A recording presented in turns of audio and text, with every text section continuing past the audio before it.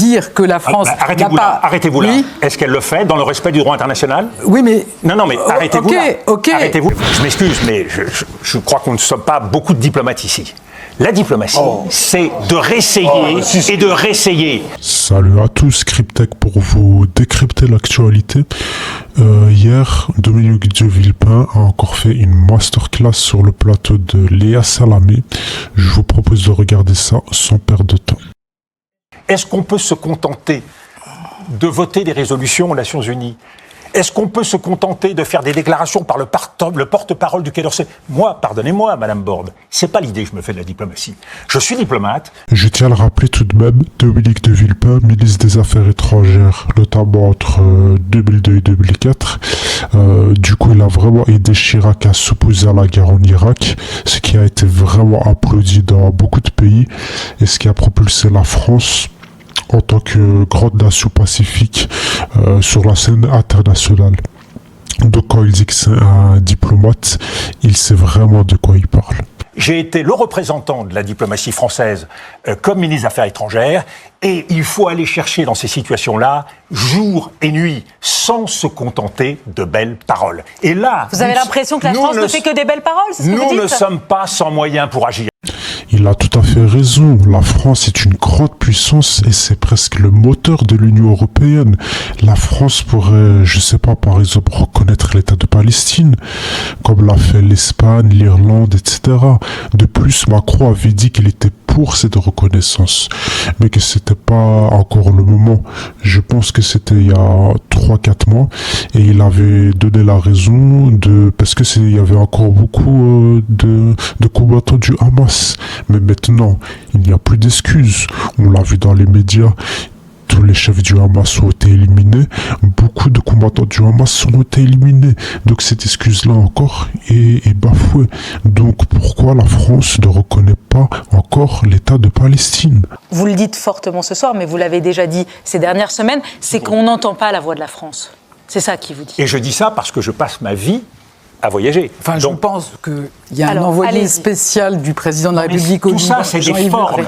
J'ai entendu Jean-Yves Le Drian ces derniers jours, mais c'est pas de nommer un envoyé spécial. Moi, je préfère voir un certain nombre de responsables à travers le monde, essayer d'apporter un certain nombre de solutions et de propositions, et en l'occurrence, le combat qu'il faut mener et que ne mène pas suffisamment la France, c'est un combat pour défendre les principes. Ceux qu'il faut défendre en Ukraine, ceux qu'il faut défendre en Ukraine et ceux qu'il faut défendre à Gaza et au Moyen-Orient et en particulier le fait que le droit international doit être respecté dans un cas comme dans l'autre. Encore une fois, il dit vrai. On voit que certains pays comme l'Albanie et la France ne respectent pas ce droit. La CPI a mis un mandat d'arrêt contre Netanyahou et ces deux pays ont proclamé qu'ils n'arrêteraient pas Netanyahou s'il se présente dans leur pays. Alors que, encore une fois, le 2 poids 2 mesures avec la Russie par exemple, Poutine a reçu un mandat d'arrêt et là tous les pays ont été d'accord. L'ordre international n'existe plus. Enfin, il n'existe que quand cela va dans leur sens. Elisabeth Borne. Enfin, là, je pense qu'on rentre dans de la politique politicienne. Absolument. Parce que je pense que dire que la France n'a pas affirmé très fortement dès le départ qu'Israël a le droit de se défendre dans le respect du droit international, dire que la France n'a pas... Arrêtez-vous là. Est-ce qu'elle le fait dans le respect du droit international? Oui, mais... Non, mais arrêtez-vous là. Arrêtez-vous là. Masterclass de Dominique de Villepin encore. Elle ose nous dire que la France a dit à Israël de faire attention, je ne sais quoi. Combien il y a de morts maintenant en Palestine? On nous dit 40 000, mais je pense qu'il faut faire un x2 ou x3. Et elle ose nous dire ça. C'est vraiment hypocrite. Mais qui ne le dit pas aujourd'hui et quelle est votre solution magique qui fait qu'on n'obtient pas aujourd'hui? Quelle est votre solution magique? La solution magique, quand Joe Biden donne un ultimatum à Benjamin Netanyahou qui ne le respecte pas, quelle est votre solution magique? C'est de ne pas accepter. C'est de ne pas accepter. Moi, je ne l'accepte pas. Vous voyez les massacres dans la bande de Gaza. Moi, je ne les accepte pas. Et je me bats pour ça. Exactement, il faut pas juste se plaindre, il faut agir.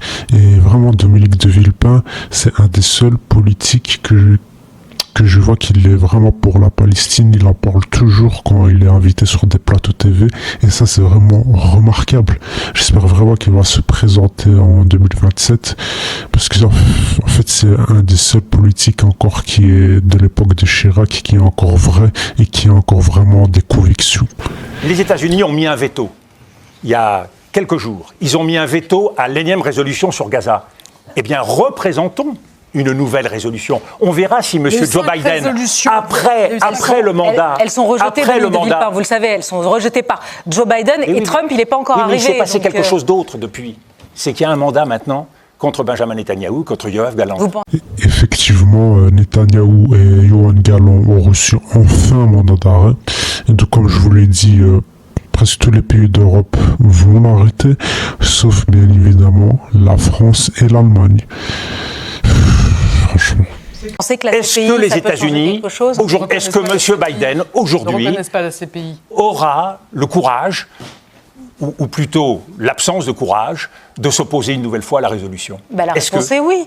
Ils ne reconnaissent pas la CPI. Joe Biden lui-même a dit que cette décision de la CPI était scandaleuse. De toute façon, j'ai envie de vous dire que ce soit Biden ou Trump, tous les deux sont pro-Israël. Trump a même été en colère et a dit qu'il va donner des sanctions économiques à l'Europe pour le mandat d'arrêt contre Netanyahou. Alors, il ne faut vraiment pas compter sur les États-Unis pour régler ce problème au Proche-Orient. Je m'excuse, mais je crois qu'on ne sommes pas beaucoup de diplomates ici. La diplomatie, c'est de réessayer et de réessayer. Exactement, toujours réessayer, sinon on va rester sur place et à la fin on fera rien. Bon, il y a quand même des bonnes nouvelles ces derniers temps. Déjà le mandat d'arrêt contre Netanyahou. Ça, c'est une bonne avancée tout de même. Après, aussi l'élection de Trump, même s'il est pro-Israël, il a quand même dit qu'il allait régler tous les conflits actuellement. Donc, j'espère qu'il va faire quelque chose pour ce conflit aussi au Proche-Orient. Et voilà, il n'y a plus qu'à attendre des bonnes nouvelles. Mais c'est déjà une belle avancée.